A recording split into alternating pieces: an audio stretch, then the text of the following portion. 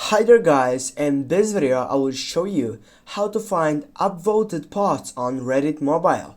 Firstly, you need to open up the application, and now as you can see on these posts I have get that upvote section to get to this point.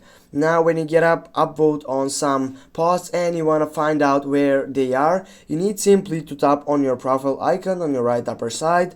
Then what you need to do, you need to tap on the last selection on the first side, which is history. Just tap on history button, and now as you can see on your upper side you have recent selection. Just tap on it, and here you're gonna be able to choose between three options, which is upvoted, downvoted, or hidden.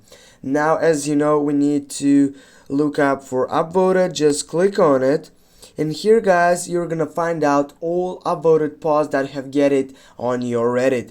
Thanks for watching. Don't forget to hit that like and share the video. See you soon guys.